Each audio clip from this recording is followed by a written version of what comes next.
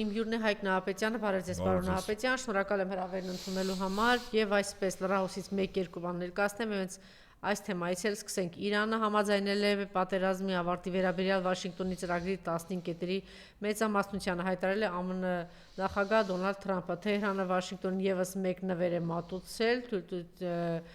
թույլտվություն նավթով բեռնված եւս 20 լցանավերի անցնելով Հորմուզի նեղուցով, որոնց տեղափոխումը կսկսվի վաղը, հավելել է Թրամփը։ Սա նշանակում է, որ բանակցի են ինչ-ինչ բաներ տեղի են ունենում։ Իրանական Բանդար Աբբաս նավահանգստային քաղաքը եւ Քերչ կղզին ենթարկվել են ԱՄՆ եւ Իսրայելի ուժերի հզոր հարվածների։ Սա գիշերը Կուբան կլինի հաջորդը։ Կուբան ձախողված պետություն է, գիտեք, որ 3 ամբողջ օր այդպես ամբողջ երկիրը հոսանքազրկված է եղել։ Կարճ ժամանակ անց այն կփլուզվի եւ մենք կլինենք նրանց կողքին օգնելու համար, հայտարարել է Թրամփը։ Ողջ Երևանը 3 եւ այսօր ուղղակի վերածվել է այսպես ջրհեղեղներ են, ջրափոսեր, ուղղակի կոլապսի մեջ է հայտնվել Հայաստանի Հանրապետությունը։ Այս ներկայացնելուց հետո պետք է հիշեցնել ասֆալտապատողներին, որ չմոռանան պայմանական ասած իրենց ասֆալտը ուտել։ Պարզ պատճառով, որովհետև իրենք 8 տարի շարունակ մոլորեցրել են մեր ժողովրդին, թե իբրև թե ասֆալտ են կանում եւ նախախնամություն է այսօր այդ ասֆալտի բեկորները, կտորները դուրս են եկել ջրի երես եւ այդ ամեն ինչը ինչպես ասում են, sense պարզ բան տեսանելի է թե ինչ են արել իրենց, այնպես որ լավ կլինի, որ համտեսեն իրենց ասֆալտը պայմանական ասած, որտեղ այդ ասֆալտով էին կերակրում եւ խափում մեր ժողովրդին, իբրև թե մենք եկել ենք, տեսեք ինչ են անում։ Իրանը պատրաստում է անել այն ամենը, ինչ մենք ուզում ենք եւ գիտեք ինչ, նրանք պատրաստվում են առաջ շարժվել եւ հնարավոր է նորից դառնալ մեծ երկիր, բայց եթե նրանք դա չանեն, նրանք երկիր չեն ունենա, հայտարարել է ԱՄՆ նախագահ Դոնալդ Թրամփը։ Այսպես իրար հակասող բան ինչ-որ հայտարարություններ է անում, եք ասում է սա մեկնունը, ուրեմն հաստատվել է, որ ռազմածովային ուժերի հրամանատար Ալիզերա Թանգիսիրի մահվան մասին լուրը այո դա իրականությանը համապատասխանում է։ Նաև մամուլում տարբեր ինֆորմացիաներ կան, որ պատրաստվում է ցամաքային գործողությունների 5 անգամ շատացրել է զորքը այդ հատվածում ամենայն հավանականությամբ ցամաքային որոշակի գործողություններ կլինեն։ Իրանը չի մասնակցել Վաշինգտոնի եւ Թեհրանի միջև հակամարտության դադարեցման հարցով Իսլամաբադում կայացած հանդիպմանը, հայտարարել Իրանի արտգործնախարարության պաշտպանության նախարարության ներկայացուցիչը։ Նախորդ փուլից միջև այս արտգործնախարարության ներկայացուցիչը նախորդ փուլից մինչև այս պահ ԱՄՆ-ի հետ ուղիղ բանակցություններ չեն եղել։ Այն ինչի մասին խոսվել է ուղերձներ են, որոնք մենք ստացել ենք մի շարք միջնորդներից։ Մեջբերման ավարտ։ Ահա այսպիսի իրավիճակ է, ինչպես է գնահատում իրավիճակը եւ ինչ զարգացումներ կլինեն։ Խնդրեմ։ Եվ նաև Բլումբերգը գրել էր, որ Թրամփի վարչակազմը ծրագրում է թույլ տա ռուսական լցանավերին մտնել Կուբա, մեղմելու էներգետիկ ճգնաժամը։ Գիտենք, որ իսկապես աղետալի եւ ծայրահեղ վիճակում են գտնվում Կուբան։ Նախ Կուբայից իմ տվյալներով եւ դրա մասին բարձրաձայնվեց ռուսական տանկերներ են նավթով լեցուն նավթային տանկերներ գնում են դեպի Կուբա։ Ոսկե դա օգնություն է եւ եթե այդ տանկերների վրա հարձակում լինի, դա տանկերը համարվում է այդ պետության սեփականությունը, Ռուսաստանի Դաշնության դրոշով են գնում։ Ոսկե ինքնին արդեն Միացյալ Նահանգներ ուղղակերուն ցերնոցին հետո Ռուսաստանի Դաշնությանը, եթե հարձակում լինի։ Հիմա ինչ վերաբերում է Իրանին, այն կանխատեսումներն ու գնահատականները, որ այնուամենայնիվ Միացյալ Նահանգների քայլերը արդեն 1 ամիս լրացել է, փետրվարի 28-ին էր, այո, հարձակում Իրանի վրա, բոլոր այն նպատակները, որ դրել էր Միացյալ Նահանգներն ու Իսրայել, բոլոր ձախողվել է անխտիր կերպով։ Հիմա ինչ է պատրաստվում, այսինքն այստեղ երկու խնդիր կա։ Թրամփը այս պատերազմից դուրս գալու դեմքը փրկելու խնդիր ունի, որը պետք է լուծի։ Մեկ եւ երկրորդ ինչպես կատարի, եթե ցամաքային օպերացիա չի անում, ինչպես կատարի Իրանի պահանջները, որը չդիտվի որպես պարտություն։ Այսինքն ինքը այդպիսի խնդիր ունի։ Իդեպ ասեմ ձեզ, երբ օրեր առաջ ԱՄՆ նախագահը ասաց, եթե ծոցի երկրները, Պարսից ծոցի երկրները ցանկանում են պատերազմը շարունակվի, Միացյալ Նահանգներին պետք է մուծվեն 5 տրիլիոն, եթե ուզում են կանգնեցնեն 2.5 տրիլիոն։ Սա ինչի համար ասած, այսինքն կարծես թե թեմայից դուրս վիճակ էր։ Ես կարծում եմ, սա ուղղակիորեն ասվում է հետևյալի մասին, որ Պարսից ծոցի երկրների, եթե Իրանի պահանջները ԱՄՆ այնուամենայնիվ կատարելու է, իսկ Իրանի պահանջներից մեկը դա Պարսից ծոցի երկրներից ամերիկյան բազաները դուրս բերելն է։ Հիմա Տրամպը իր համար արդեն հող է նախապատրաստում քարոզչականով, թե ինչու է դուրս բերելու։ Եվ մեղքով է դառնում ծոցի երկրները, ասում է, ես ձեզ ասում էի, պատերազմ կանգնեցնելու համար 2.5 տրիլիոն փող տակ։ Փողը չեք տալիս, ես էլ դուրս եմ բերում։ Այսինքն ինչպես ասում են, ամերիկյան շուստրություն անում։ Հրթիռային միջուկային ծրագրերից Իրանը հետ չի կանգնելու։ Սա աներկբա է, սրա մասին խոսակցություններ, բանակցություններ չկան։ Այն 15 կետը, որի մասին Տրամպը բարձրաձայնում է, որ իբր իրանական կողմը լսել է, ինչ որ մի մասի հետ համաձայնվել է եւ այլն, մեծ հաշվով բլեֆի դաշտից է, որտեվ իրանական կողմը պարտադիր անընդհատ շեշտում է, որ այդ երկու ծրագրերը հրթիռների արտադրությունը եւ ուրանի հարստացումը ինքը ծրագրերից հետ չի կանգնելու։ Երրորդ հիմնական պահանջը, որ դնում է Իրանը, դա Պարսից ծոցի երկրներից ամերիկյան բազաները դուրս բերելն է եւ չորրորդ խնդիրը փոխհատուցում։ Այսինքն Իրանի պահանջները շատ հստակ են, առարկայացնենք խմբավորենք այս 4 պահանջները։ Հիմա Միացյալ Նահանգները այս 4 պահանջի հետ կապված պետք է անեն գործողություններ, որով հիմնավոր են, որ իրենք հաղթել են, բայց այդ պահանջները անպայման կատարեն։ Օրինակ շատ տարօրինակ կլինի, թե Միացյալ Նահանգները ինչպես կարող են փոխհատուցում տալ։ Կտա թե չէ։ Ես կարծում եմ կտա, բայց գիտեք ինչպես։ Ասելու են, որ պատերազմը ավարտվել է, մենք եկել ենք հաշտության եւ այլն, եւ մենք Իրանում ներդրումներ ենք անում, որպեսզի վերականգնենք աշխարհի տնտեսության համար շատ կարևոր նշանակություն ունեցող էներգետիկ համակարգի, նավթի եւ գազի արդյունահանումը, վերամշակումը, տեղափոխումը։ Մենք այդքան բարի ենք, պուպուշենք եւ ներդրում ենք անում, բայց իրականում այդ ներդրման համատա գիտեք ինչ է, փոխհատուցում է տալու Իրանին։ Եվ Պարսից ծոցի երկրներից հանելու է զորքերը։ Նորից ասի, թե ինչպես է հիմնավորելու։ Հետաքրքիր լուծում է գտել։ Ասել է, գումարը չեք տալիս 2.5 տրիլիոն դոլար պատերազմ կանգնեցնելու, ես էլ հանում եմ։ Բայց դա իրականում մենք հասկանում ենք, որ Իրանի պահանջն է կատարում, որտեղ բազաներ չունեն։ Ընդ որում բազաների մեծ մասը հիմնականում ռադիոէլեկտրոնային պայքարի եւ հակաօդային պաշտպանության բոլոր համակարգերը ոչնչացած են։ Հիմա ինչ հետաքրքիր շեշտադրումներով Իսրայելն է խաղի մեջ մտնում նոր ձևով։ Իսրայելի ղեկավարությունը 3 առաջնորդը հայտարարել է, որ մեծ զորակոչ է անում 430,000 ռեզերվիստ զորակոչում է։ 430,000-ը, եկեք այսպես նայենք, դրանք նեղ մասնագետներ չեն։ Այսինքն դա օդաչուներ չի, հրետանավորներ չի, տանկիստներ չի, հասկանում եք, չէ, 430,000 դա հետևակ է։ Ցամաքային օպերացիայի համար անհրաժեշտ զինծառայողներ։ Իսկ ինչի համար է զորակոչ։ Ցամաքային օպերացիայի, այսինքն Իսրայելը այնուամենայնիվ պատրաստում է Իրանի սահմանին բերել ցամաքային զորք։ Հիմա New York Times-ն էլ է գրել այսօր ԱՄՆ-ն ավելի քան 50,000 զինծառայող այժմ Մերձավոր Արևելքում են, սովորականից մոտ 10,000-ով ավելի, մինչև շաբաթվա ավարտը եւս մի քանի հազար ԱՄՆ զինծառայող կարող են տեղակայվել տարածաշրջանում, ինչը նշանակում է, որ Միացյալ Նահանգները լուրջ են տրամադրված Իրանի դեմ ցամաքային գործողություններ սկսելու հարցում։ Ես կարծում եմ, որ ուրեմն լայնածավալ գործողության համար հիմա եկեք ինչպես ասում են թվերի լեզվով, խոսենք։ Իրանը ունի այս պահին զենքի կոչված իր բանակը 720,000։ Երկու օրվա ընթացքում տարբեր գնահատականներով ես ավելի շուտ հակված եմ մոտ 2 միլիոն անձնակազմ ինքը որպես զինվորականներ, որոնք ունեցել են փորձառություն, ծառայություն, ինքը կարող է զորակոչել։ Այսինքն ընդհանուր առմամբ դա դառնում է մոտ 3 միլիոն։ Ուրեմն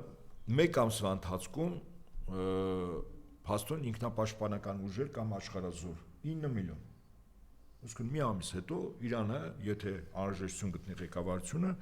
9 միլիոն անձնակազմ, որոնք զինված են լինելու հիմնականում թեթև զենքով, ավտոմատ, հակատանկային միջոցներ, անօդաչուներ։ Հետևակն է եւ աշխարհազոր։ Ընդ որում իրենց մոտիվացիան աշխարհազորի շատ ավելի բարձր է, քան ցանկացած այլ երկրի, որտեղ ինքը պաշտպանում է իր տունը։ Եվ հետաբար այդ 9 միլիոնի դեմ կամ 2-3 միլիոնի դեմ առնվազն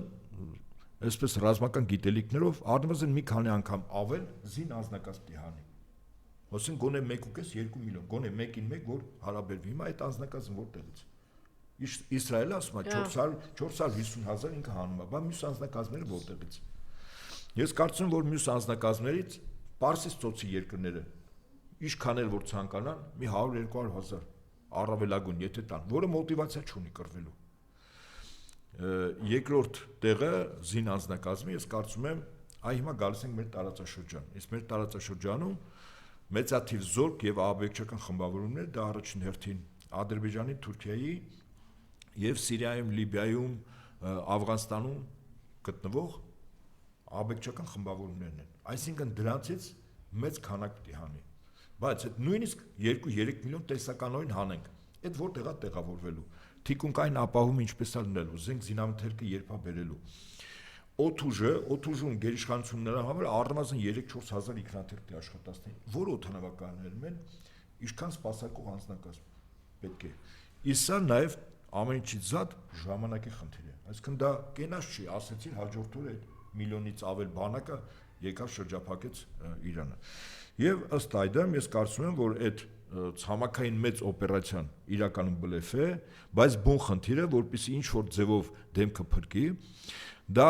1-2 կղզիների վերցնելն է, որտեղ օրինակ կղզիներից մեկի վրա իրանական հիմնական նավթը մոտ 80% բերվում է այդտեղ, պայստավորվում է եւ այդտեղից լցվում է տանկերներ եւ օրմուզի նեղուցով շարժվում է։ Այ հիմա այն մոտ 10,000, հիմա եւս 10-15,000 հատուկ նշանակության ծովային հետևակի մարտիկներին կենտրոնացնում է, որպեսզի իմ կարծիքով այդ կղզին վերցնի եւ ցույց տա աշխարհին, որ ես Իրանի նավթային արտադրություն, այսինքն Իրանի գումարը որտեղից է առաջանում հիմնականում այդ նավթի վաճառքից, եթե վերացնում է այդ ամեն ինչը, ապա տնտեսական առումով լուրջ հարված է հասցնում։ Ինքը մտածում է այդպես եւ այդ կղզին, բայց այդ կղզին վերցնելու համար հետաքրքիր է օրինակ ինչքան զոհ կտա։ Կղզին լավ պաշտպանված է, կղզին Իրանի Իսլամական Հանրապետության տարածքին մոտ է եւ ավելին ասեմ, տեսականորեն եթե այդ կղզին վերցվեց, իրենք չեն կարող շատ արագ իրանական հրթիռների դեմ հակաօդային պաշտպանության միջոցներ պատրաստել, որպեսզի Իրանը հրթիռներով այդ կղզու վրա արդեն իսկ ենթադրենք ամերիկացիների կողմից գրաված կղզու վրա չհարված են։ Դուք պատկերացնում եք իրականում այդ կղզու վրա գտնվող ամերիկացիները դրանք զոհասեղանի դրված զինծառայողներ են։ Մի քանի հազար հոգի։ Եվ ձեզ վստահաբար ասեմ, մի քանի հազար ամերիկյան բանակի զոհ, ընդ որում գրավելու ժամանակ էլ հսկայական զոհեր են տալու։ Գիտեք ինչ է նշանակում, որ Միացյալ Նահանգներում սկսելու է Վիետնամ 2 օպերացիան։ Ես ասել եմ ու կրկնում եմ, Վիետնամում երբ Միացյալ Նահանգները մտան, հարավային Վիետնամ ուզում են հյուսային վերցնեն։ Հյուսային Վիետնամի հիմնականում պարտիզանական ջոկատները, որոնք հետո բանակի վերածվեցին խորհրդային միություն օգնումների ժամանակ, որևէ լուրջ ճակատամարտում Միացյալ Նահանգներին չեն հաղթել կանոնավոր բանակին, բայց վերջին արդյունքում Վիետնամ պատերազմը հաղթեց։ Ինչու՞։ Որտեղ զոհերի քանակը այնքան մեծ էր Միացյալ Նահանգների, որ ԱՄՆ-ում հակապատերազմական ելույթները ստիպեցին իշխանություններին զորքեր անել։ Իդեպ հիմա Ամերիկան բավական լուրջ հակապետական եւ հակատրամպյան լուրջ ցույցեր է գնում, տասնյակ հազարավոր մարդիկ։ Իսկ այս դեռևս ըստ Տրամպի 5-6 զոհի համար, որ իրականության չի անպատասխանում, իրանական աղբյուրներով 800 զոհ 5,000-ից ավել վիրավոր կա։ Իսկ այդ կղզու գրավման ժամանակ վստահաբար եմ ասում ձեզ, մի քանի հազար զոհ ունենալու։ Դուք պատկերացնում եք Միացյալ Նահանգներում ինչ ուրեմն հակա ռեժիմի շարժումա սկսելու։ Ավելին ասեմ, հիմա այդ ցույցերը, որ Միացյալ Նահանգներում տեղի ունեն, հետաքրքիր գլխագիր ունեն ոչ թագավորներին, նկատի ունի Տրամփ եւ Բենյամին Նետանյահու, բիբի։ Այսինքն ուզում ասես թագավորներ եկել են, ժողովրդին զոհաբերում են, բայց ժողովուրդ ասում եք ժողովրդավարություն, ժողովրդական արժեքներ, մեր խոսքը արժեք ունի եւ այլն եւ այլն։ Ես կարծում եմ, որ այնուամենայնիվ Միացյալ Նահանգները դատապարտված է, կապ չունի ինքս կռվից ոնց է դուրս գալու։ Հիմա մեծ քանակի զորք եւ ցամաքային օպերացիա առաջներտին ձեռք է տալիս Իսրայելին, ԱՄՆ-ին ձեռք չտալիս եւ պատական չի, որ Իսրայելը հիմա զորակոչ ան, նորից եմ կրկնում 430,000 հետևակ է ուզում զորակոչի։ Եվ այդ թվականակին ավելացնելու, ասեմ ձեզ, մեկ ճանապարհ կա։ Այդ ահաբեկիչները եւս կռվի մեջ մտնի մեր հարևան Ադրբեջանը։ Ուրիշ տարբերակ չկա, այսինքն զորքերի հիմնական կենտրոնացումը արվի Ադրբեջանից։ Թուրքիան ինչու է դեմ է ամեն ինչին, որտեղ Թուրքիան հրաշալի հասկանում է, եթե Իրաքից եւ Ադրբեջանից հարձակում եղավ, Իրաքից քրդական գործունն աշխատելու։ Իսկ Թուրքիայից ինչ գործունով դե հարձակվեն էլի քրդական։ Բա Թուրքիայի ներկայիս ղեկավարության համար այդ քրդերը գլխացավանք չեն մեծագույն։ Եվ դրա համար պատական չի։ Մի կողմից ճիշտ է Բաքու-Ջեյան նավթամուղով նավթը, որը Իսրայելի տնտեսության մոտ 80%-ն է ապահովում այդ նավթը, տարբեր գնահատականով 50-ից 80% են ասում, գալիս է Ջեյան, այնտեղ լցվում է տանկերները, միջերկրական ծովը գնում է Իսրայել։ Այսինքն մի կողմից Թուրքիայի նախագահ Էրդողանը հակա ամերիկյան կեցվածքա դրսում, բայց գործնականում ինքը այդ նավթը տեղափոխում է Իսրայել։ Իսկ եթե որոշվեց, որ Իրանը սկսում է հարվածել նավթամուղները, դուք հասկանում եք, որ Ադրբեջանի տնտեսական հզորությունը, բարեկեցությունը հաշված ժամերի կամ օրերի ընթացքում հոտ է ցնդելու։ Այսինքն բոլոր ինչքան նավթամուղներ կան, իսկ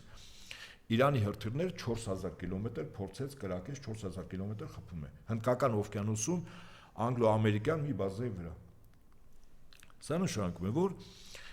Ադրբեջանի ներգրավում է այս գործընթացներին, սա ուղղակի Ադրբեջան պետության ոչ միայն տնտեսությունը, նավթային գազային հզորությունը, ընդհանրապես այդ պետության գոյության մասին կարող է խոսք գնալ։ Ցավոք սրտի մեր երկու հարևաններ, երեք հարևանը փաստորեն դուրս է գալ, որ եթե ցամաքային օպերացիա նախապատրաստեցին եւ փորձեցին անել, մեր երեք հարևանները ներ են քաշում, արդեն մեկը ներքաշված է Իրանը, այն երկուսն էլ Իրանի դեմ։ Եվ այդ իրողությունների ֆոնի վրա հիմա մի պահ մտածում ես Հայաստանում քաղաքական ղեկավարության գործելավոճը, ապրումները, մտածումները ինձ մեկ-մեկ իսկապես այն Ալիսան ծուր հայլների թակավորությունը հիմա մենք լրիվ իրականության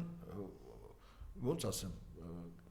կեղծ իրականության մեջ ենք ապրում։ Ինչ նպատակի հետապնդում, ինչու է այդպես անում, թիմի համար է անում, հանրությանը զբաղեցնելու համար է անում, ինչ է։ Լավ, եթե պատկերացրեք նորմալ իշխանություն լիներ, նորմալ իշխանությունը ինչ պետք է աներ։ Անվտանգության խորհրդի նիստեր, առավելագույն վտանգների ուրեմն գնահատում, այդ գնահատումից հետո կոնկրետ քայլեր։ Իսկ քայլեր ինչ է նշանակում քայլեր։ Եթե Աստված մի արած, ամենամեծ խնդրեմը ենթադրենք Ադրբեջանը Թուրքիան Իրանի դեմ ռազմական գործողությունների մեջ է մտնում։ Չեք կարծում, որ Իրանյան Ադրբեջանից ինչքան փախստականներ մեր մոտ գալու։ Օրինակ Թուրքիան հզորագույն տերություն։ ՆԱՏՕ-ի ամենահզոր պետություններից մեկը, ԱՄՆ-ից հետո երկրորդ պետությունն է։ Թուրքիան մտահոգ է, որ հանկարծ եթե ինքը այս կամ այն ձևով կռվի մեջ է մտնում կամ Իրանյան Ադրբեջանում ռազմական գործողություններ են սկսում, այդ ժողովրդի մեծ մասը փախստական է, տարբեր գնահատականներով մոտ 17-ից 30 միլիոն ադրբեջանցի է, պատկերացնում եք այդ հոսք, ասենք մի քանի միլիոն ուզեցան փախստական լինել։ Չեն գնալու, հիմնականում գալու են հյուսիս, հարավ ուղղությամբ Սուննի մահմեդական երկրներն գալու են երեք ուղղությամբ՝ Թուրքիա, Ադրբեջան եւ Հայաստան։ Հիմա Թուրքիան արդեն մի երկու շաբաթ առաջ այդ գործողությունները սկսել էր, բավական մեծ խրամատներ փորել աշտարակներ է կառուցել, որ այդ ժողովուրդը եթե ինչ-որ ձևով փորձի այն մի քանի կիլոմետրանց հատվածից Իրանից գնա դեպի Թուրքիա, ապա ֆիզիկապես չկարողանա, այսինքն ինքը իշտում է քայլերով, ճանապարհ չկա, իշտում է փոսը չի կարող բարձրանալ։ Ու վերջ թեման փակվեց։ Թուրքիան լրջագույն մարտահրավեր է, չէ՞ դա գնահատում։ Ադրբեջանը ինչ խնդիր ունի։ Օրինակ Ադրբեջանի հետ կապված Արաքս գետով պետք է անցնեմ, բարի ձեզ Արաքս գետով միլիոններ չեն կարող անցնել, այնտեղ մի կամուրջ կա, Խուդաֆերինի կամուրջ, այդ կամուրջով ինչ պետք է անցնեն։ Փոխանը 42 կիլոմետր Սարեր ձորի եւ ասֆալտած ճանապարհ Մեղրի ագարակով։ Ահա թե հիմնական ուղղությունը, որտեղ փախստականներ կարող են մտնել Հայաստան։ Հիմա հարց. օրվա իշխանությունները այդ թեմայով կոնկրետ ինչ են արել, ինչ կազմակերպչական, ինչ ռեսուրսների մեկտեղում, Իրանի հետ ինչ բանակցություններ, այս մարդ նորից եմ ասում, ինձ մի պահ թվում է, թե Հայաստանը Մարս մոլորակի վրա առանցին մի հատ պետություն է, ոչ մեկ այդ առնչություն չունեցող։ Բաքու հարևան տունը հրդեհ է, մեծ վտանգներ կան։ Դու ի՞նչ ես անում։ Ընկած բանը Երևանի փողոցներում են շրջիկ կրկեսներ կան, գլխավոր ծաղրացումների բանով կեցվածքով առանց հագուստի սկսում են ինչ-որ շոուներ անել։ Եթե այդ փորձանք եկավ, նորից եմ ասում, սա մի խնդիր ունի, ինչպես կրուտի տանել, որ ինքը մեղավոր չի։ Ինքը ինչ մեղավոր է, եթե Իրանից փախստական եկան, ես ինչ կարող եի անել։ 44 օրյան սկսեց, ես ինչ կարող եի անել։ Արցախը դատարկվեց, ես ինչ կարող անել, չէ՞, հիմա Արցախի պահ ասում է, այո, անուղակի, որ ինքն է նաև պատասխանատուներից մեկը։ Սյունիքի տարածքները տվեցին։ Ալիևն էլ ասեց, ասես դե ինքը որ գնաց Պրահայում ասեց, վերջացավ Արցախի թեման։ Այդ իր եղբայրն է ասում, Ալիևն է ասում։ Վստահաբար։ Հետաբար ես նորից եմ ասում։ Հիմա Բաքվի գերիները նստած են, ինչ կարող են։ Ոչ մի բան, ինքը ոչինչ չի կարող անել։ Փոխանը ինքը ասենք կարող է մտնել եկեղեցիներ։ Հայաստանի տարածքները վերցրելը, բարձունքները վերցրելը, ես ինչ կարող եմ անել։ Ես մենակ կարող եմ ձեզ սարսափեցնել, վախեցնել պատերազմով։ Ոստիկանական մահակով։ Անընդհատ, չէ, այստեղ Երևանում մահակով ջարդեմ ձեզ եւ մեկ էլ սարսափեցնեմ ձեզ, ասել համը կհանեք 5-րդ, կասեմ միանգամից 5-րդ պատերազմը կսկսի։ Եվ այս առումով ես ասում եմ, բավական մեծ պատասխանատվություն է նստած ընդդիմության բոլոր այն ուժերի, ղեկավարների, քաղաքական խորհուրդների ուսերին, որոնք գուցե պարոն Հապետյան, հենց սա նաև տեսակետ կա, որ ամեն ինչ անում է անլրջացնի։ Երկիրը սարսափի մեջ է, շրջափակված է, հարևան երկրում պատերազմ է, ինքը անլրջացնում է, տեսեք զվարճանում ենք, լափում ենք, պարում ենք, կատակ ենք անում, զվռնում ենք, չգիտեմ էլի ենք լափում, ասենց էլի մեզ համար անհոգ ինչ որ վիճակ հնարավորինս անլրջացնի, որտեվ հենց որ գալիս է կգա այս ամեն ինչը ավելի լուրջ հարթակ, սա նշանակում է, որ ինչ պիտի լինի, ինքը լուրջ պատասխան պիտի տա, չէ՞, սարսափների համար, այս կորստի համար, 5-րդ պատերազմի համար, չէ՞, պիտի պատասխան տա սա։ Այս ձեր կայքը ոնց որ բլոկի տակ է, դիտում չկա։ Չէ, ոչինչ, երևի ժամը փոխել ենք, բոլորը մի մոռացեք, որ բոլորը ձեզ սպասում են երկուշաբթի ժամը 11-ին։ Հա? Բայց ուղղակի որ նայում ենք, հա, չէ, ուրեմն ես ներողություն եմ խնդրում, ուղղակի անձնական մի հրատապ խնդիր եղավ դրա համար։ Ներող կլինեմ, չէ, փաստորեն չէ, որ ժամին էլ պարոն Նահապետյանը եթեր է դուրս գալիս, մեծ լսարան։ Եվ այդպես հիմա եկեք նայենք։ Իսկապես ես համակարծիք եմ նաև այդ գնահատականին։ Գիտեք ինչ, երբ որ կա վտանգ,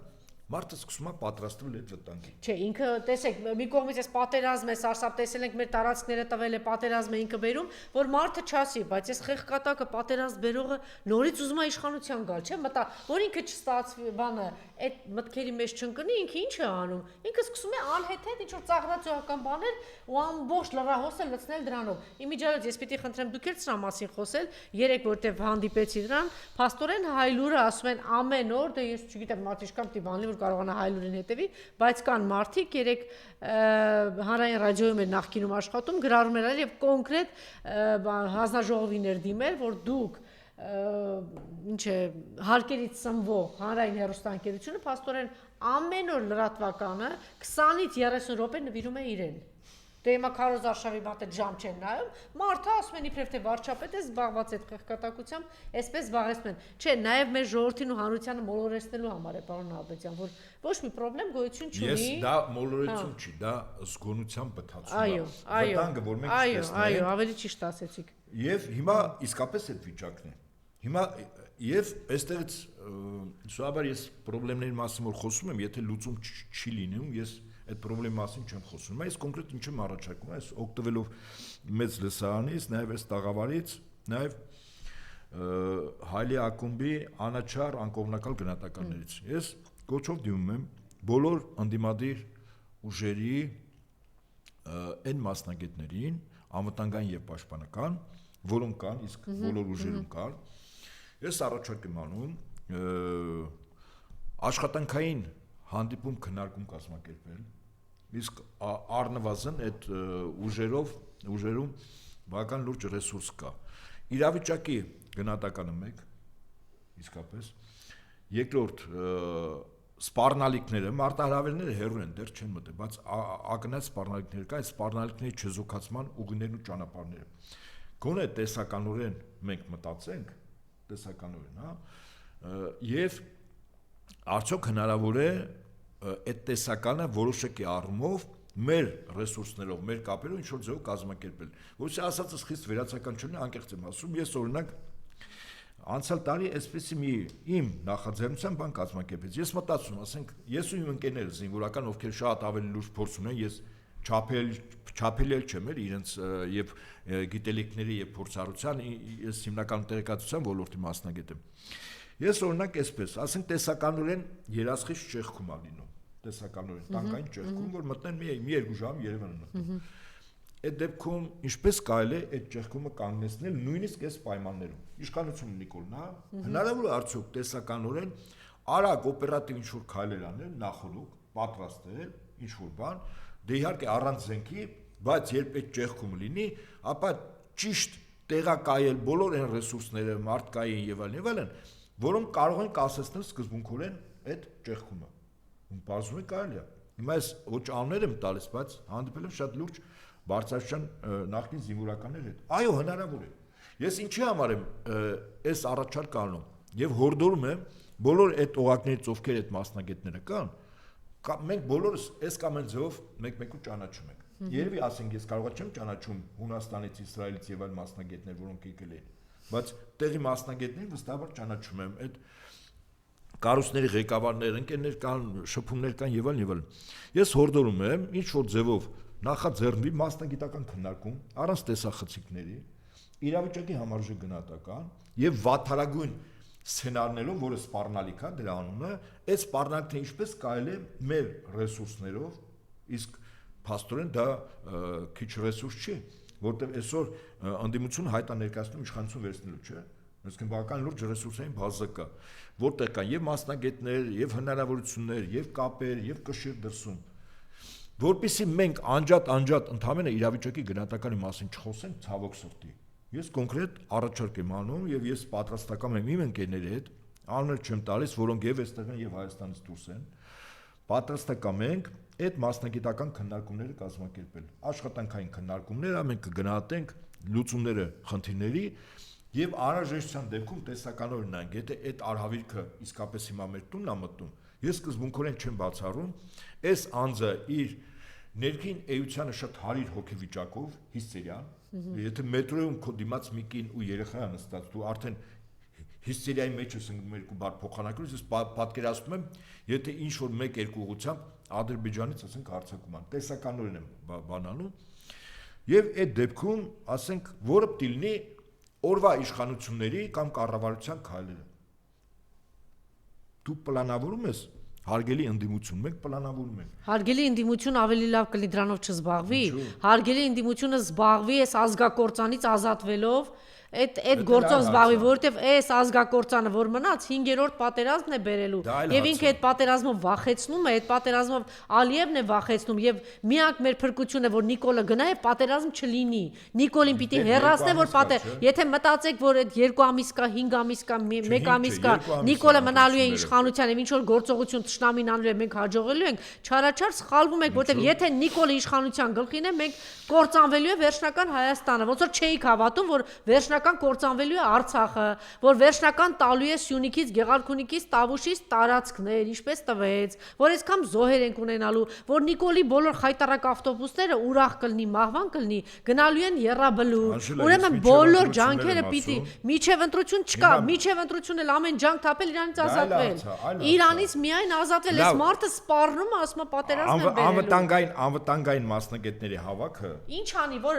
ամենափայլուն մեր առաջատար գեներալները, զինվորականները պատերազմից առաջ գնացին Տոնոյանի մոտ, գնացին սրա մոտ, բոլորը հավաքվեցին, ոչ մի բանի չնայեցին, քաղաքական ուժերի առաջնորդներ, ներկայացուցիչներ գնացին Նիկոլի մոտ, պատրաստ էին ամեն ինչով աջակցելու, օգտվեց դրանից։ 3 նախագահները կային, Արցախի 3 նախագահները, Հայաստանի Հանրապետության 3 նախագահները, բոլորը պատրաստ էին օգնելու, գեներալները օգտվեց դրանից։ Օգտվեց դրանից։ Այո, խանգարում է։ Այս մարդու հետ որևէ բան չի կարելի քննարկել,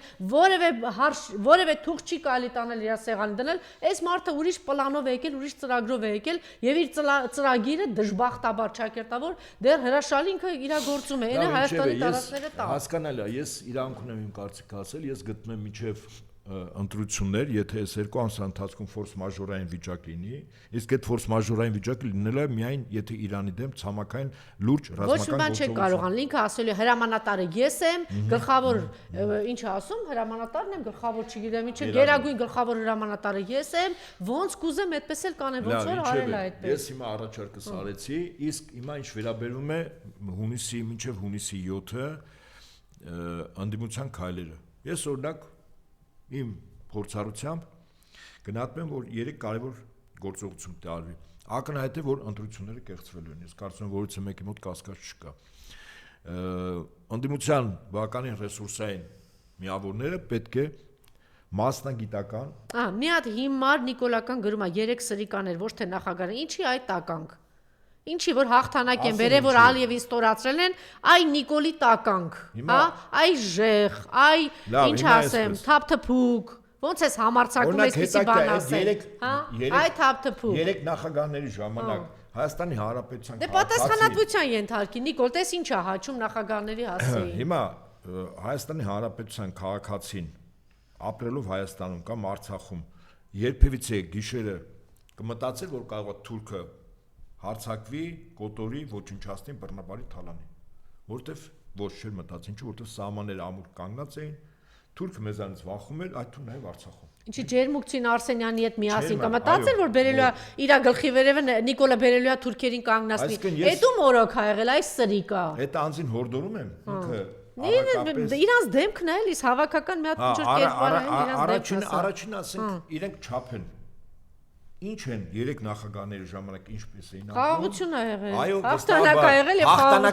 հաղթանակած խաղաղություն։ Երեքն էլ Լևոն Տեր-Պետրոսյանը բարից բուն իմաստով խաղաղություն, մաքսիմալ խաղաղություն, անվտանգություն, խաղաղության երկրորդ նախագահ Ռոբերտ Քոչարյանի ժամանակ, քառօրյա պատերազմ հաղթանակ Սերժ Սարգսյանի ժամանակ։ Դե հաճացեք։ Փաստա չէ։ Փաստա չէ։ Ինչի մասին եք դուք խոսում։ Եվ հետեւաբար հիմա ես կարծում եմ, որ այդ մասնագիտական խմբերը, որոնք որ ընտրությունների համատարած գեղեցիկների դեմ ինչ որ ձևով դե առնեն, ես կարծում եմ դա կոորդինացված աշխատանք լինի, ոչ թե ամեն մի կուսակցություն, որը մասնակցում է ընդդիմադիր ընտրություններին կամ դաշինքներ, իրենք առանցին, սա կոորդինացված աշխատանք լինելու մեկ-մեկու հետ։ Սա առաջին, երկրորդ գործը, որ ես գտնում եմ կարևոր մոտիվացնել մեր երկրի այն քաղաքացիներին, որոնք մտածում են, որ ընտրությունները բան չի փոխվի։ Ընդ որում, նորից եմ ասում, 60-70% ընտրությունների մասնակցող մեր քաղաքացիները արդեն իրավիճակ են փոխելու։ Եվ երրորդ, պատրաստվել հետընտրական գործընթացներին, որտեղ ակնհայտ կեղծիքներ եւ այդ մարդիկ պարտավոր են Հայաստանի յուրաքանչյուր քաղաքացի պարտավոր է ձայնը պաշտպանել։ Այդքան բան, 3 հիմնական գործ պետք է արվի։ Ես հորդորում եմ պատրաստակամ եմ եւ տարբեր տեղեր ես էլ ընկերներս էլ որ ես գործին կան որ անպայման տեղերում դա լինի լրիվ համակարգված լինի ես հորդորում եմ նաեւ այն մարդկանց որոնց շատերին ճանաչում եմ որոնց մեծ մասը ճանապարհ եմ անցել որոնց մի մասը ինձանից մի սերունդ ներքև են հայ երիտասարդ են ես ասենք իրենց մոտ ուշքի արժեք ունեմ հեղինակություն ես ես խնդրում եմ թողեք մեկ-մեկու հանդեպ այն ինչ որ գրվում ասվում է թողեք այդ ես ասեմ դա էլ չի էլ ազդում էտի 40 հոգի գրում են 41 հոգի կարդում է այդ ինչ որ ընդդիմության ներսում է ես հորդորում եմ որ այս գործը ինչի մասին ես ասացի սա համակարգված աշխատանք անել բոլոր ընդդիմադիր ուժերի բոլոր անխտիր եթե իշխանությունների դրած ընդդիմադիրը չի որը շատ արագ բացահայտվում է չէ գոնե ասենք մենք մեր համար տեսանելի է բոլոր ընդդիմադիր ուժերը իրենց ռեսուրսները պետք է մեկտեղ են սա է հաղթանակի ընտրություններում եւ ընտրություններից հետո հաղթանակի միակ գրավականը եթե մեկտեղում չեղավ ցախավել է եթե մեկ-մեկ հանում ես դյուրին կերպով կոտրվում է Պարոն Ապետյան դեռ հայտնի չի մենք օրինակ կմտածենք ասում էին Ռոբերտ Քոչարյանը այնպիսի անտի-ռեյտինգ ունի խայտարակ պիտի չմտնի որ երբ որ ինքը սկսեց նոր 3% ռեյտինգ ուներ մենք տեսանք ինչ եղավ 330-40 հազար ձայն ստացավ եւ այսպես մոբիլիզացիա եղավ հիմա դուք գիտեք չի բացառում չէ որ այս 2 ամսվա ընթացքում մոբիլիզացված էս ուժերը ընդդիմադիր 3-ը միասին գնան չէ ես ուզում եմ հավատալ եւ Սամվել Կարապետյանը եւ երկրորդ նախագահը եւ այն ուժերը որ հավաքվել են հիմա Գագիկ Ծառուկյանի շուրջ չի բացառում որ մեկ ամսից մի հատ այնպիսի բան լինի որ վերջում միավորվեն ասենք ձայները ես սրա մասին սա ինքնաբերաբար այդպես լինի ես ասում եմ միջև ընտրություններ անել աշխատանքներ համադրված առանց գովազդվելու առանց ցցվելու որպեսզի իշխանության եւ խախտումները ընտրակեղծիքները շատ արագ բացահայտվի որպեսզի մեր ժողովրդի առավելագույն շահագրգիռ մասը, որը որ չի հավատում, որ հնարավոր է ինչ-որ բան փոխել, գնա ընտրատեղամաս եւ երրորդ հետընտրական գործընթացում յուրաքանչյուր Հայաստանի քաղաքացի իր ձայնի տրված իրավունքը պաշտպանի։ Իրեն թույլատրված բոլոր ուրեմն օրենքով սահմանված կարգով։ Եվ հետեւաբար այսօր իսկապես առանձնապես շատ ժամանակ չկա 2 ամիս է չէ մնացել։ Ապրիլ-մայիս ամիսն է։ Սա պետք է արվի։ Կարծում եմ եւ եթե ուշադրություն դարձեք Նիկոլի հոգեվիճակը, այն որ ինքը եկեղեցի է մտնում, սադրում է եւ այլն։ Ինչի է գնում, պարոն Ապետյան, սադրել ուժ ցույց տալու։ Բայց իսկ թվում է բանը նաեւ չի հանգստանում ինքը եկեղեցու պարոն։ Պարտվել է, չէ։ Չի հանգստանում։ Պարտվել է։ Պատոտումա գնում է, չէ, մեկ էլ ասած ատամների կրճտացնում, ասում է մատ ընտրություն դիսկ, դա ինքը ինչ է անելու, եթե հանկարծ Աստված մի արած է ինքը ընտրություններում թուրքերը հաղթեն այս իշխանության, ինքը ինչ է անելու, հաջորդ օրը բանը ուղղակի ոստիկանական հերոսակախմբով գնալու է եկեղեցու վրա, չէ, բայց միևնույն է չի դիմանում, չէ, հետո հանցագործը սիրում է, չէ, դե որտեղ հանցագործություն է գործել, անընդհատ գնալ։ Իսկ ինքը գիտի ինչ է արել հայ առաքելական եկեղեցու նկատմամբ, սրբազանների նկատմամբ, միջև հիմա սրբազանները շարունակում են կալանավորված մնան, չէ։ Ազատության մեջ չի, չէ, Միքայել Սրբազանը, Մկրտիչ Սրբազանը, ել չեմ ասում,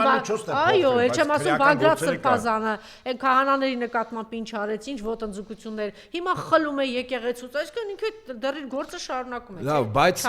հիմա ասենք այսպես էլի, ինքը իրեն քրիստոնյա է ներկայացնում եկեղեցու հետևորդ։ Դու նախ պատարակը սկսել է արարողությունը, սկզբից չես գալիս։ Ինչ որ ժամանակ անցել է, գալիս ես շքախմբով,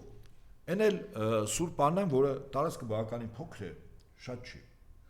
Եվ այդ եկեղեցին եւ ոչ միայն, ես այս Կիրակի օրը 3 Գրիգոր լուսավորչում էի, ասեղ գցելու տեղ չկար, ամենամեծ տարածք ունեցող եկեղեցին է, չէ՞, անգամ պատարակիչ քահանան իր այսպես զարմանքը գոհունակությունը հայտնեց, որ այսպիսի բան չի եղել, ասեղ գցելու, դու պատկերացրու մի քանի հազար մարդ է եւ բոլորը սկզբից մինչեւ վերջ մնացին։ Հիմա սա ինչի համար եմ ասում, ինքը գնում է մի փոքր տեղ, որտեղ նու առավելագույն այդտեղ մի 100 հոգի, ասենք 100-150 հոգի կողքի կանգնած նստած, որ այդքան մարդ լինի։ Հիմա դու մի 15-20 հոգով մտնում ես տարածք, մարդիկ մի կերպ կանգնել են։ Քո անվտանգությունը իրենց գործառույթի անի, քո համար շարժի համար աջ ու ձախ կողմերով միջանցքի բացի, ես դա նորմալ եմ նայում։ Բայց այդ միջանց բացել նշանակում է մարդկանց հրել, հրմշտել, բրբրթել, չէ՞, որ տարածք ստեղծել, այդ տարածքը չկա, ֆիզիկապես չկա։ Ինչ ես մտնում, ինչի վերջում ես։ Այսինքն դու անում ես մի բան, որտեղ մարդը օրինակ կանգնած է, իրեն հրմշտում են։ Տարիքով կանայք են, այդտեղ կան նաև հաշմանդամներ, երեխաներ, ծերեր։ Դու մի վիճակ ես ստեղծում, որտեղ մարդը շատ նորմալ ինքը եկել է, որպեսզի ծիսակարգի մեջ լինի, չի եկել լսելու, ոնց որ իրանք էին, հիշում եք, հոկտեմբերի 26-ին առաջին անգամ Հովանավան գնացին, հայկական ժամանակը գրել էր, այնքան ժողովուրդ կար ներսում դրսում, եկել էին բոլորը պատարակ լսելու։ Պատարակին չեն լսում, պատարակին մասնակցում են։ Եվ հետեաբար ինքը գալիս է այս ամեն ինչը սադրելու եւ մարդկանց հրմշտը շատ բնական ռեակցիա առաջացավ։ Իսկապես բան առաջացավ, տեսա։ Լարումները մարդիկ կանգնած են։ Հետո հոգե պարոն Նահապետյանն էլ այսպես խորքային հավատացյալ է, ասենք դուք պատկերացնեք այդ մարդկանց հոգեվիճակը հավատավոր։ Հիմա ես եկել եմ հաղորդակցություն հոգեվիճակի մեջ, հա, մեկ էլ գալիս է։ Աչով, ձախով եւ այլն։ Այսինքն շատ բնական ձևով մարդու մոտ նույնիսկ կապ չունի իրեն սիրում է, չի սիրում, ընտրում է, չի, մարդու մոտ բնական դժգոհություն առաջանում։ Պատարակը այդ մարդը մտնում է խանգարելու, ես ուրիշ բան չասեմ։ Եվ այդ խանգարելու արդյունքում հիմա մեկի նյարդերը կարող է տեղիք տա։ Մեկը հարազատ կորցած լինի, հա, մեկը չգիտեմ, սրա քայլերը շատ ավելի հիմնավոր իմանա եւ կեցված դրսևորել։ Այսինքն ինքը եկել է սադրելու, որպեսզի մարդիկ իր նկատմամբ ինչ որ կեցված դրսևորեն։ Ընդ որում մարդիկ կեցված դրսևորում ոչ միայն իրենց, ասենք ես անոր չեմ տալիս, իրենց տրանսպորտային միջոցների նկատմամբ են կեցված դրսևորում։ Եվ անպայման Իսկապես ասում են տեղեր կա որ թքում են, տեղեր կա որ ուղակի այսպես բան են նետում գնացեք այստեղ։ Սա մտա մետրո, ցանկացած տեղ մտա, մարդիկ արհամարում են։ Բար չեն բարևում։ Հիմա ես ինչ եմ ասում։ Հիմա ինքը մեջը այս մարդը ատելությամբ, վրեժխնդրությամբ լեցուն մարդ է։ Հայ ժողովրդի նկատմամբ։ Այո, չէ ոչ միայն ընդհանրապես մարդկության ինքը բոլորից է դժգոհ։ Ուղղակի միտեղ ուժ կա ծնկում է, շողոքորթում է, քցնում է, որտեղ որ այդ ուժը չկա, ուժը իր մոտ է, ինքը ուժ է կիրառում։ Հիմա այս ամեն ինչը սկզբունքորեն վստահաբար եմ ասում ձեզ, հարգելի հայրենակիցներ։ Սա անում է սադրելու եւ հետո ուժ իշխանություն ցույց տալու։ Ուզածի մարդուն կբռնեմ, կտանեմ, կնստացնեմ եւ այլ։ Նաեւ իր թիմակիցներն էլ ցույց տալու, տեսեք, մենք ինչ ուզոր ենք, որտեւ այդ թիմակիցները տեսնում են, չէ, հիմա ինչքան ուզում ես կապիկություն արա։ Թիմակիցները տեսնում են, չէ, որ անպատվում են, մերժում են, պատռում են, դեմքս էս նստած դիմացը երիտասարդ կինը պատասխանում է, բացատրություն է պահանջում, այսինքն իրենք այս ամեն ինչը կամ իրենք չգիտեն, որ այդ բերած մարդիկ են, չկան, իրականում ինքը այնպես չի, որ այնտեղ պատահական մարդկանց գլուխ, եթե պատահական մարդ էլ հանդիպում ասում, դու վերցրու քեզ էլ գնա, չգիտեմ, այդ տեսնում են, ինքը ինչ պիտի անի, պետք է ցույց տա, որ տեսեք, հələ մեր ոստիկանությունը ինձ հետ է, ինչ ուզում անում ենք։ Դա է մնացել։ Սրա վերջը երբ լինի իշխանապողություն շատ ծանրալնելու ոչ միայն իր համար, որտեղ այնուամենայնիվ մարդկանց մոտ բավականին երկար ժամանակ եւ արդարացված մեղմ ասած դժգոհություն, ել չեմ ասում ատելություն ճշտամանքա լծվի այդ անձի եւ իր շրջապատի նկատմամբ։ Իսկ այդ մի օր որ հորդեց այդ մի մեծ վարար գետ ալնելու սրբելու տանի։ Մի քանի անգամ իմիջիայլոց հորդել է եւ պատերազմից հետո մենք Սյունյաց ողջուններն էլ ենք տեսել, եկեղեցուց ինչպես են վռնդել։ Իդեպ 326 եկեղեցի ես հանձնել, Նիկոլ, դու ասում ես, որ բարեկամ բան ինչ է, խաղաղության են գնում Ադրբեջանի հետ։ Բա խաղաղության գնացող մարդը մի հատ զանգահար է իր Ալիևին, ըստ ձեզ շատ հրաշալի հարաբերություններ են։ Քո արտգործնախարարը անդադ խոսում է դրա մասին, որ բանակցություններ են գնում, չգիտեմ ինչ որ հարցեր են քննարկում։ Օրինակ, ասեմ իմանաք, որ Պուտինն ասել է, որ երկու են մեծ եկեղեցիներ իր հովանու տակ են, ճիշտ է, պարոն Հարապետյան։ Եվ եթե միջև այսպես կանգուն են, որովհետև Պուտինը թույլ չի տալիս։ Լավ, ասենք այդ եկեղեցիներ չեն, ուրիշ եկեղեցիներ։ Կարող է, չէ, զանգահարել, եթե սիրելի հայրենակիցներ, ձեզ չի խափում սրիկայաբար եւ ասում է, որ ես խաղաղություն եմ բերում, պատերազմ բերող Նիկոլ Փաշինյանը։ Թող գնա 326 եկեղեցիներից ինչ որ միտեղ։ Օրինակ խնդրի իրան, ասի գամ Ադրբեջան։ Չէ, գնա մասնակցի եկեղեցական մի հատ ինչ որ բանի, ինչ ես գնում այն եկեղեցիներ, որ ով է կառուցել այդ եկեղեցին, այն որ քո կողմից մերժված է, չէ՞։ Բա դու կաթողիկոսին վեհապար հորը մերժել ես։ Այդ որ դու գնում ես այդ ամեն ինչը վերականգնված, կառուցած, բոլոր ժամանակներում ամենաշատ եկեղեցի կառուցվել է։ Գրիգոր Լուսավորչից հետո ես մասնակցել եմ։ Այո, ամենաշատ եկեղեցի վերանորոգվել եւ կառուցվել է Գարեգին երկրորդի վեհապար հոր, այ հիմա իր ժամանակ։ Բա ինչ ես գնում այդտեղ։ Գնա Չէ, ասենք նախ առաջինը, որ դու ինչու ես գնում այդ եկեղեցիներ, որ դու գնում ես այն եկեղեցիներ, որ կառուցվել է իր օրոք, իր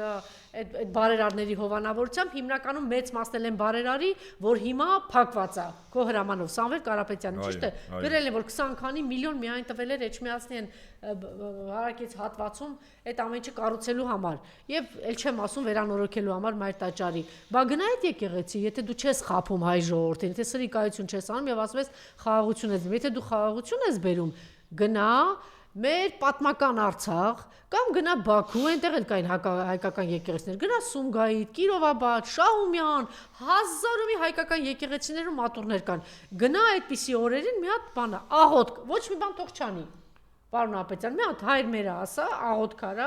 մոն վառի ու վերադարձի, ինչ ես գնում պղծում են տեղերը, որ քո մերժված, քեզ դուք մերժում եք բոլորը, չէ Գարեգին Արաշեն, եւ դու գնում եք այդտեղ։ Իմիջիալոց ամիան եկեղեցիների հետ կապված չի։ Հիշում եք 2018 թվականից որ եկել էին, առաջին ձեր ամբողջ գործերն էր, որ Ռոբերտ Քոչարյանին մերժեք։ Ուր են տանում իրենց հյուրերին։ Այն տեղերով, որտեղ որ այդ հյուսիսային պողոտավար, այն տեղերը, բա մի հատ քո կառուցած տեղը տար մի հատ զոր համալիր, մի հատ ինչ որ բան ճանապարհ ցույց տուր, որտեղ ասֆալտից բացի քարուքանտ ասֆալտից բացի ոչինչ չես արել։ Մի հատ տար sense շքեղ գյուղ ցույց տուր։ Դες Արցախում չքնաղ գյուղեր էին կառուցել, ուղակի 0-ից, որ դու նվիրեցիր Ադրբեջան։ Մի հատ քո կառուցած չքնաղ գյուղը տար, մի հատ չքնաղ քաղաք տար, մի հատ ինչ-որ գեղեցիկ մայրուղի ցույց տուր, ասա ես եմ կառուցել, մի հատ հյուսիսային պողոտայի նման տեղ տար քո հյուրերին, ասա եկեք նայենք։ Ինչ ես տանում քո կողմից մերժված այդ մարդկանց կառուցած, վերանորոգած, շենացած տեղերը, որտեղ չունես ցուցադրելու բան։ Քո ցուցադրածը հանձնած Արցախն է, ավիրված եկեղեցիներն են, քո կառուցած ավիրված այդ բաներն են, ասֆալտն է, դու բան չունես ցույց տալու, բացի այն տապալված, կործանված, հանձնված այդ հատվածներից։ Ու կուզենայի նաև Ալիևի մասին ասեք, որ մարդը շարունակում է հետևողական ասել, որ գալու եմ, բերելու եմ, պատերազմ եմ անելու։ Իսկ ուր են գնալու մեր Սումգայիթի, ես խնդրեի սա մասին խոսեք։ Բաքվի հայերը եւ Արցախահայությունը։ Ես ցավոք սրտի նախորդ իշխանությունների ժամանակ 3 նախագահների ժամանակ իմ հնարավորության սահմաններում ես հիմնականում ծառայության մեջ եմ եղել, բայց փորձել եմ իմ հորդորներով, իմ հիմնավորումներով երրորդ նախագահի ժամանակ այլևս ծառայության մեջ չէի եւ նաեւ իմ մտերիմների ընկերներին հորդորում էի, որ միջազգային հարթակներում օրակարգային դարձնել 1988-89 թվականին Բաքվում, Սումգայիթում, Կիրովաբադում եւ Ադրբեջանի այլ հայաշատ վայրերում հայերի նկատմամբ իրականացած ցեղասպանությունը բարձրացնել միջազգային ամենաբարձր մակարդակի։ Հիմա ուշադրություն դարձրեք, փաստորեն իսկապես այդ տարիներին հայերը բռնությամբ տեղահանվեցին Ադրբեջանից, սպանվելով, ցեղասպանվելով, ճիշտ է, տեղեր եղան նաև դիմադրություն եղավ, մարդիկ ստիպված իրենց տունն էին պաշտպանում եւ այլն, բայց մի բան փաստ է, այս փաստը խոսում է նրա մասին, որ Խոջալուն, որը սկզբունքորեն կազմակերպել են ադրբեջանցիները, իսկ դրա վերաբերյալ եւ տեսագրությունը կա եւ հիմնավորումը Մուտալիբովն դրա մասին խոսում, այո, հիմա Ալիևը չի խոսում, հստակ ասել է Մուտալիբը, որ Խոջալուն, չէ, ասել է, այո, իրենք են կազմակերպել իշխանապողության համար։ Այո, իշխանապողության համար։ Հիմա նայեք, ուրեմն այս իրողությունը Ալիևը մի քանի օր առաջ Ադրբեջան մեծ քննարկում կոնֆերանս է կազմակերպում փետրվար ամսին, չէ՞, հիմա ցեղասպանություն իբր հայերի կողմից Խոջալույում իրականացած կազմակերպած հազարավոր ադրբեջանցիների ցեղասպանելու վերաբերյալ։ Այսինքն հիմա դուրս է գալիս, որ իսկ ինչու է սա ասում, որտեվ ցեղասպանություն միջազգային բոլոր օրենքներով, կոնվենցիաներով դատապարտելի է եւ կազմակերպիչները քրեորեն հետապնդվում են բոլոր ժամանակներում, այսինքն իրենց վրա ժամանակը չի աշխատում։ Երբ որ Նյուրնբերգի տրիբունալի մասին է խոսում Ալիևը, սա պատական է խոսում, իհարկե ոչ։ Հիմա ինչ անում հայկական կողմը, ասում է, չէ, ոչ մի բան չեղի, ես ոնց ասես Շեխ ջան։ Իմիջիայլոց ամեն ինչը եղել է եւ փաստաթղթավորված այո, լրիվ կա, բոլորը կա։ Եվ բարձր ատյաններում ամեն ինչ այդ ամեն ինչը զրոյացել է։ Այդ ցեղասպանության թիմեք պատասխանատու Ալիևի, Իլհամ Ալիևի հայրն էր։ Այդ երկի ղեկավարը։ Իդեպ 2018 թվականին, երբ որ Նիկոլը նոր եկավ իշխանության, ինքը խոսում էր դրա մասին, որ մեր ժողովուրդը ցեղասպանված, որ այսպիսի հարցեր կա, բան հարց, Նիկոլ, ինչ տեղի ունեցավ քեզ հետ։ Այդ անտեր ծրարի մեջ քեզ ինչ տվեցին։ Սխալվել էր այդ ժամանակ։ Թե այդ որ բերել են, հետո ասեցին, չէ, հո չենք բերել։ Բերել ենք այս ծրարի համար։ Չէ, ինչ տեղի ունեցավ, չէ, հարցա, չէ, այդ ինչ փոփոխություն տեղի ունեցավ, որ պահից ունեցավ, որ պահից այդ հրամանները Թուրքիայից ու Ադրբեջանից ու տերերից փոխվեցին, որ քո խոսույթը փոխվեց, դու ինքդ էլ ես հարցը բարձրացնում եմ, ես հիշում եմ, որ 18 թվական ես եմ ողջունել, ասում եմ, շատ լավ է, որ Նիկոլն եկել է իշխանության, այս ցեղասպանության այս հարցերը ինքը բարձրացնում է, բա ինչ տեղի ունեցավ։ Այդ ինչ փող տվեցին, այդ ինչ կոմպրոմատ էր, այդ ոնց առան, ինչ արեցի, որ ամբողջ Արցախը գնացին, ոնց որ Ալիևն ասում է, Եվրոպա իր հայտարարությունից հետո վերջացած է Ադրբեջանի հարցը, Արցախի հարցը, փակված Արցախի հարցը, հայության հարցը։ Հիմա ասեմ, ընդդիմությունը, որը պետք է դառնա իշխանություն, իր կարևորագույն առաջնահերթ խնդիրներից մեկը Ադրբեջանից հայերի բռնի տեղահանումն է, այս Արցախի հետ կապ չունի, Արցախ առանցին է, բռնի տեղահանումը այդ մարդկանց իրավունքների Մարաղայի ցեղասպանության մասին Մարաղայի վերաբերյալ, իհարկե Մարաղայի վերաբերյալ։ Այսինքն մենք միջազգային իրավունքով մենք հնարավորություններ ունենք միջազգային ամենաբարձր մակարդակով ուրեմն բարձրացնել այս հարցը։ Փաշինյանը այս բոլորը ջրում է, ջրելուց բացի փակում է ցեղասպանության թեման։ Բայց չասես այդ դեբիլ, երբ որ դու քո ձեռքը ունենաս ինչ-որ մի բան, բանակցելուց, որ ինչ-որ մի բանի հասնես, ինչի՞ կատարում այդ տարբերությունը։ Դա ուրիշ բան է։ Ուրեմն մենք արձանագրում ենք, ինչու՞ չի անում Փաշինյանը։ Ես ձեզ վստահաբար եմ ասում, Փաշինյանը 18-19 թվին, 20 թվին առույց էր կտրել։ Ես լավ հիշում եմ, ասում էր մենք նախկիններից ժառանգել ենք տարածաշրջանում ամենահզոր բանակը։ Հունիս ամսի Տաուշում երկու մարտական հենակետեր կապված միջադեպ, երբ եղավ ինքը այդպես տասնյակներով մարտական խաչեր բաժանեց, մեկին հերոսի կոչում տվեց, լավ արեց, լավ, ինչևէ որ իր անունը կապվի այդ մարտական խաչերը հերոսի կոչման։ Չէ, բայց մենք արձանագրում արեցինք, որ Նիկոլը ժառանգություն է ստացել Փայլուն տարածաշրջանի ամենաարտակարգ բանակը, ճիշտ է։ Ով է ասել դրա մասին։ Ինքն է ասել Սարդարապատում։ Եվ հետեւաբար մենք արձանագրում ենք, որ եթե իրավիճակը այսպես չլներ, Նիկոլը մատի փաթաթաներ դարձնելու ասելու էր Ադրբեջանը այսպես, Ադրբեջանը այնպես, ինչու հիմա չի ասում։ Ոչ թե չի հասկանում, այլ ինքը չի կարող ասել։ Ինչու՞։ Որտեվ ինքը կատարում է թուրք-ադրբեջանական տանդեմի այդ երկու պետությունների Ադրբեջանի Թուրքիայի ռազմաքաղաքական ղեկավարության հանձնարարականները, ոչ ավել, ոչ պակաս։ Այսինքն ընտրություններին մեր ժողովուրդը նաև պետք է արձանագրի, որ իշխանությունը ներկայացված է Ալիևով եւ Էրդողանով, եւ որի լիազոր ներկայացուցիչ կամ կոլաբորանտ կառավարությունը Փաշինյան Նիկոլն է իր քաղ պայմանագրով կամ ոնց էին բացում քանդել պետությունը մոտապես, հա։ Եվ հետաբար մեր ժողովրդին բացատրել, որ միգուցե մարդիկ ասում են, հա, որ Նիկոլը վերընտրվի, պատերազմ չի լինի։ Հարգելն ես Ալիևը այնքան պահանջներ որ դրել է, օրինակ ինձ հետաքրքիր է ռուսներին դուրս անելուց հետո, իսկ ակնհայտ է, չէ՞ որ ռուսական ռազմական ներկայությունը Հայաստանից պիտի դուրս տրվի, դա նայ քաղաքականությունն է, ոչ միայն 102 բազան, այլև Էրեբունու օթանավականում գտնվող ինքնաթիռները եւ սահմանապահ զորքերը։ Հիմա այդ դնելուց հետո օրինակ ինձ հետաքրքիր է Ալիևին ինչ նախոչնդոտելու ըստ աշխարհաքաղաքական իրողությունների ինքը անկանոն շարժումներ չի անի։ Ինքը ճնշի սրան, ասի հիմա այդ 300,000 չէ, 1 միլիոն մարդա գալու ապահովում է տարածքներով 160 միլիարդ ռեպարացիա պիտի տաս ասել Լոնդոն ուրեն գնալու բա պարոն չկա այդպիսի բան չկա ինքը Արցախահայությունը 150,000 ուր է գնալու Բաքվի 700,000 հայերը ուր են գնալու Սումգայիթի հայությունը ուր է գնալու Կիրովաբադի հայությունը Մարաղայի Շահումյանի ուր են գնալու այս հայերը ուր պիտի գնա միլիարդներով պիտի 100-200 միլիարդ պիտի Ադրբեջանը փոխհատուցի Հիմա ես մի զուգահեռ բերեմ Թուրքիայի հետ կապված Թուրքիան երբ պետական մակարդակով անուղակի չերևալով թիրախավորեց մեր եկեղեցին, իսկ թիվ 1 շահառուն կան նաև այլ շահառուներ, բայց առաջին շահառուն Թուրքիան է, ինչու։ Ցեղասպանության դեմ պայքար, իսկ ցեղասպանության կրակը անմահ պահում է եւ կառույցներ կան եւ միջազգայնացիաներ եւ տարբեր պետություններով հայկական համայնք եկեղեցին, այ եկեղեցին դե համար թիրախավորություն, հիմա պատկերացեք Թուրքիան ինչից է վախում։ Ոչ թե ցեղասպանության ընդունումից, այլ ցեղասպանության ընդունումից հետո փոխհատուցումից։ Եվ գիտեք, չէ, իրենք անդադ ասում էին ինչ եք ուզել, ասում են այդ երբ որ այդ հանդիպումների ժամանակ ինձ ասում էին, որ մեր պաշտոնյաները նախկին պատասխանատուները ասում են ամենաշատ իրենց էտեր հետաքրքիր է, ինչ եք ուզելու, այսինքն տարածքների հարցն է լինելու, նյութական փոխհատուցման հարցն է լինելու, իմիջիայլոց նաև մեր համայնքները սկսել էին, չէ՞, ուղղությամբ որ բաներից հանում էին, թե ով ինչ ժառանգություն է ստացել, ով ինչ է ունեցել այդտեղ, այսինքն ահռելի մեծ փոխհատուցում պիտի տար, ել չեմ ասում, որ այլ հարցեր պիտի բարձրացվեին դրանից հետո, բայց հիմա 3 չառաջի օրը տեղի ունեցել Բաքվում, Սումգայիթում, Մարաղայում ցեղասպանություն, այսօր մի ասենց Պոլոզ Մուկուշ նստել է Ալիև, ինչ որ ասում է ադրբեջանցիներ են բերում այստեղ, բա մեր 1 միլիոն հայությունը ուր է գնալու։ Հա բայց հիմարին ասենք, որ դու այդ հարցը բարձրացնես, լեզուն դեսիմ ինչ կանի Ալիևը, կգնա վեր կընկնի իր տեղ։ Դե դրա համար պիտի ինքը ռադ լինի, որ նորմալ իշխանություն գա, որ Ալիևին ասի ձենդ կտրի, հələ դու պիտի այս ամեն ինչի պատասխանը տաս։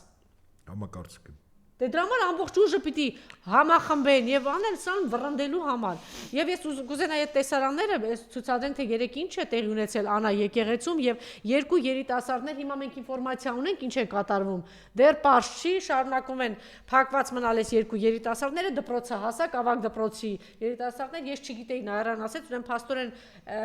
իրենք այդ պահին իսկապես աղոթք են արել իրենց ձեռքում հավատացյալ երիտասարդներ են եւ երեք լիանել նաեւ ձայնագրություններ տարածել որտեղ կոնկրետ այդ սլակով այդ բանը հա դա դիր որ կոնկրետ չգիտեմ հասցրել եք հետեւել պարոն Ահաբեկյան թե ոչ ոնց են Նիկոլի թիկնապահները սադրում եւ հարվածում հա աղոթագիր էսա Նիկոլ տեսեք ռազմագերված հայրեկ սլակը сайн մյուսն է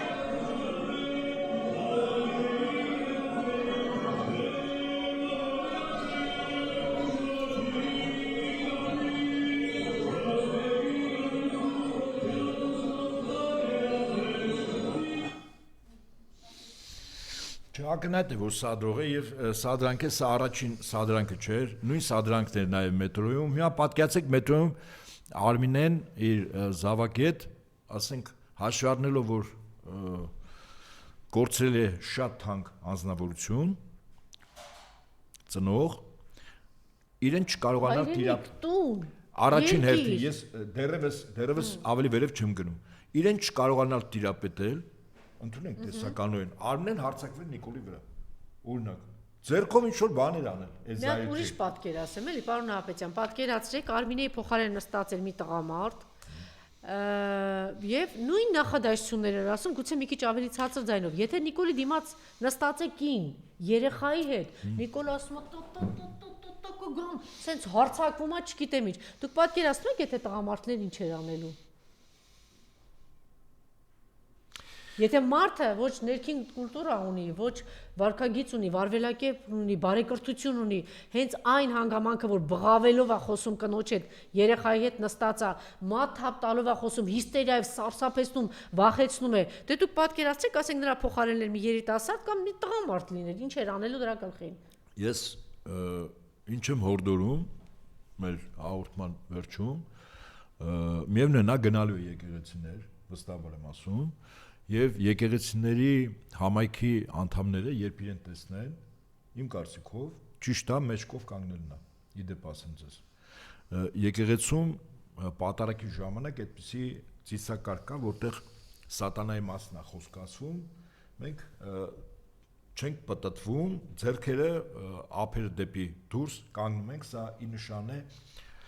սատանայի գայթակղություններին դեմ կանգնելու։ Հիմա եթե դա գալիս է, ուղղակի կարելի է ժողովուրդը ինքը քայլում է ամբողջովին մեջքով կանգնի։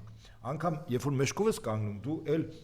չես կարող ձեռքով ինչ որ բան անել, հա, կեցված դրսևորել, իսկ մեջքով կանգնել ինքնին արդեն նշանա թե ով է տեղ քայլում, հա։ Ես հորդորում եմ եւ դա կոնֆլիկտներից զերծ պահելու իմ կարծիքով միակ ձևն է։ Հնարավոր չի, չեն կարող չթողել եկեղեցի մտնել, պարզում ասում, միևնույն է թիկնախմբով մտնելու է, բրբրթելու է եւ այլն, եւ հորդորում եմ միակ ձևը մեջքով կանգնելն է իրեն, բոլորը անխտիր։ Այնպես կանգնել, որ մեջքով ուղակի խորանին դեպի չլինի, բանով, անկյան տակ կանգնել, բայց մեջքով դեպի իրեն, որ ինքը հասկանա ինչ ասել է մեջքով կանգնել։ Սա սովորաբար նաեւ կենցաղում է, եթե մեկին արհամարում ես, ասենք չես ուզում դեմքը նայես, չէ, պտտվում մեջքով ես կանգնում։ Հիմա հաշվի առնեմ, որ եկեղեցում այդ կեցվածքը ինքնին արդեն ցուցիչ է, պատկերացեք, տեսանկանող բաները կամերաները որ եք ասում, բայց մյուս տեղերում, եթե ինչ որ բան ունեն արտահայտվելու, ասենք մարդը, եթե ասենք գիտի, որ երկիրը հանձնելու, ինչի՞ պիտի դիմացը կանգնած չասի։ Չէ, դա դրսում, ես եկեղեցում ասում, պտտում եք մեջքով, այս մարդը գալիս է, կանգնում է, ինչ անում եւ հետա ձեր մեր կեցվածքը դա լինելու։ Իսկ դրսում, եթե հարց է տալիս, իհարկե պատասխանել, իսկ ինքը անընդհատ եւ փողոցներում քայլում է, մարդկանց հարցնում է, այսպես հա եւ ինքը ինչ Էլ հիմա կազմակերպված պիտի անեն, չէ՞ գրեցին խմբերով։ Այո, խմբերով, ասենք բերելու են։ Շրջիկ կրկեսը պատտվի, հա։ Այո, շրջիկ կրկես ցավոք սրտի այդ ավտոբուսը գնում է Եռաբլուր։ Հա, այդ շատ ինչ պատական չէ, էլի, հետաքրքիր։ Ոչ մի բան պատական չի լինում։ Տիրոջ բնութագրիչներից մեկը պատահականությունն է, այսինքն պատահականություն չի լինում ոչինչ։ Վստահաբար էլի, սա իհարկե պատահական չի լինում։ Ասում, իր թիմակիցն է ասում, ուրա գնում, ասում Եռաբլուր, ասում նստենք գնանք, բայց ուրա գնում Եռաբլուր, այսպես է լինում։ Այսինքն իրենց հանդիպած եկող բոլոր ավտոբուսները նորից ու նորից ցույց է տալիս էլի եւ ամենակարևորը չվախենալ, եթե ինչ որ բան ունեք ասելու, իսկ հայ ժողովուրդը շատ բան ունի ասելու եւ Նիկոլի Թալանի մասին եւ Արցախը կորցնելու մասին եւ գյուղատնտեսություն ավիրելու մասին եւ կրթությունը ավիրելու մասին եւ ասֆալտապատում անել էս ավիրված փողոցներն ու էս ավերը ինչ որ ինքը բերել է էս փոսերի, փոսաջրերի, լափած կերած իրենց փողերի մասին, էս տգիտության մասին, էս անտարբերության մասին, էս հայտարարական վտանգության մասին ու նորից պատերազմ բերելու մասին, այնպես որ շատ հարցեր ունեն, թող չկաշկանդվեն մեր քաղաքացիները։ Այո, թող հարց տան, հա, թող ինքն էլ փորձի պատասխանել, եթե կարող է պատասխանել։ Հա, ես կարծում եմ, որ այդպես է անելու, այս շրջիկ խմբերով պաշտպանված ասենք այդ չեք մի 100-200 300 չեք կյանքը ցույց տվեց որ այս անձը ամենաանհանդուրժող անձն է դե մարդ որ բոլոր ատում է բոլոր կայացած մարդկանց մարդ որ ատում է բոլոր հաղթած գեներալներին եւ նախագահներին մարդ որ ատում է հայ առաքելական եկեղեցին իր սրբազաններով եւ վեհապար հորը բայց չգիտես ինչի Նիկոլ դու գնում ես այն եկեղեցի որ կառուցվել է մեր վեհապար հոր շնորհիվ այդ բարերարների շնորհիվ դու պտտվում է ու գնում է բան այդ եկեղեցիները այնպես որ ատելության պահվել ես լրացնեմ մարդուն ատումը Աստծո ստեղծած ամենակատարյալ էակին սատանան այդ ատելությունը այս մարդու մեջ բավականին մեծ չափով նստած է ինքը իսկապես արիերու ցույց է տալիս որ սեր կա բայց դե բոլորը ձև է սեր չկա սիրող մարդը չի կարող չկարեկցել իր նախքին կինը անան ասեց շատ ճիշտ ասեց սերը այդ խոսքերով չի սերը այդ գործողություններով Այո։ վարքագծով ու Կյանք, քայլերով ապրած կյանք այդ գիտե այսինքն ուրա հասցրել Աննային որ Աննան ինքը արդեն դրա մասին խոսեց ասեց Ինչ էր ասում հայր ընտրությունների դե հայրն էլ ասում էր խելք հավաքեք հայ ժողովուրդ ինչ եք անում ես լավ գիտի չէ ի վերջո բոլորն էլ իրանց ինչքան էլ խոսեն այսպես այնպես ամենալավ մարդը իր ծնողն է չէ իր երեխայի բոլոր լավ եւ վատ կողմերը ճանաչում եւ մի առաջարկ էլ պարոն Ահապետյան կարծում եմ կհամաձայնեք տեսեք հիմա այսպես 3 ուժեր կոնկրետ մտել են պայքարի մեջ մենք գիտենք որ այս կամ տևական ժամանակ ընդդիմության առաջնորդը դե որտեվ ամենաշատ ձայներ նախկին ընտրություններին ստացել էր Ռոբերտ Քոչարյանը նաեւ պայքարի մեջ է մտել ամենամեծ բարերար եւ այսօր առաջատարներից մեկն է Սամվել Կարապետյանը եւ նաեւ պայքարի մեջ է մտել Գագիկ Ծառուկյանը ինչ ունեի ասելու հիմա ինչ որ թիմեր ունեն լավ թե վատ հիմնականում վատ թիմեր այնպես չի որ եսի ինչ թիմեր ունեն հատկապես Սամվել Կարապետյանը քաղաքական մարդ չի եւ թիմներ շատ անփորձ ինչ որ երիտասարդների բան խումբ է բայց ինչն է շատ կարեւոր տեսեք էլի հետ եմ գնում մի փոքր ինչ ուզում են խոսել, ինչ ուզում են անել, ամենաշատ բան մարդու մասին, այդ ուժի մասին խոսում է իրենց արած գործերը։ Ճիշտ է։ Ես սովորաբար մարդու գրանցման մի չափորոշիչ կա խոսքը, դա գործը, տեսեք, պիտի Հայաստանի համար, երկրի համար ինչ ես արել։ Ստեղծել ես, արարել ես, կառուցել ես, օգնել ես, կարեկցել ես, սա է չափորոշիչը։ Մնացածը կենացների պաշտպանել ես, անվտանգ պահել ես, մնացածը կենացների դաշտից է։ Եվ սա ես ասում հա կարդամ դրա մասին հիմա ես կասեմ հիմա տեսեք երկրորդ նախագահ ես խնդրում եմ թիմին եւ դիմում եմ թիմին ոչ թե պետքա ինչ որ բանը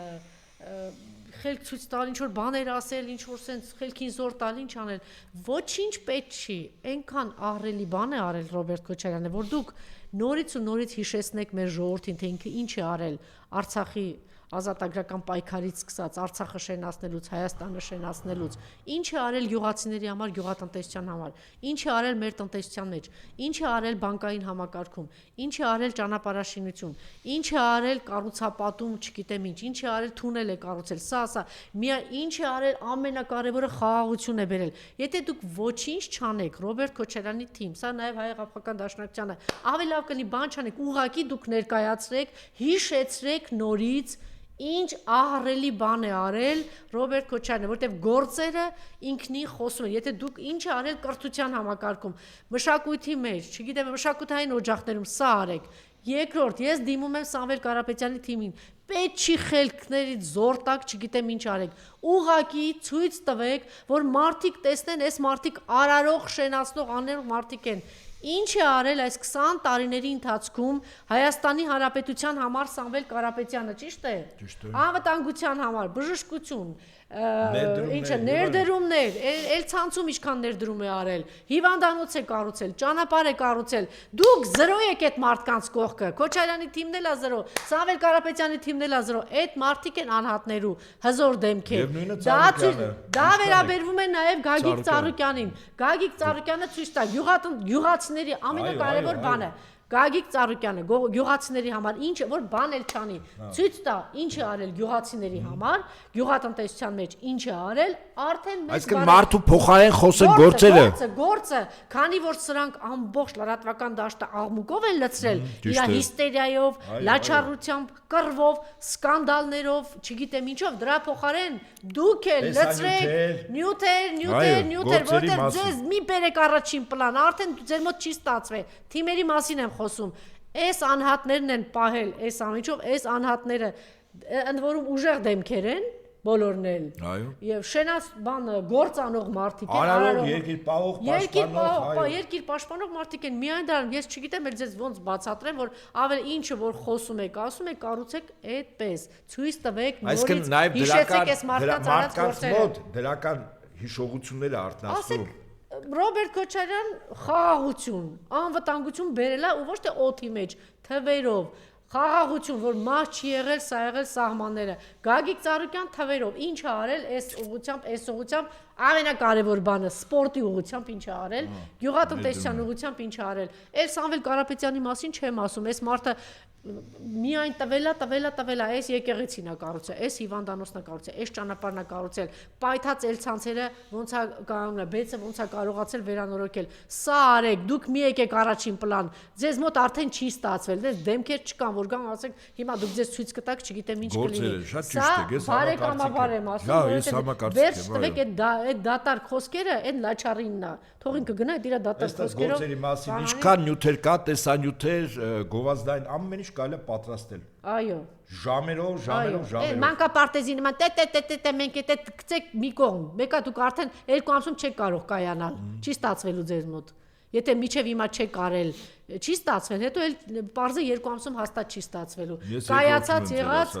գործը ցույց տվեք, գործը ինչքան հնարավոր է գործը ցույց տվեք եւ ամեն ինչ։ Կրթությունից եք խոսում, ասեք, այս մարդը կրթության համար սա է արել։ Գյուղատնտեսությունից եք խոսում, այս մարդը գյուղացիացա, եթե մարդը կարողացել է ամենածանր փուլում, ծանր ժամանակ անել,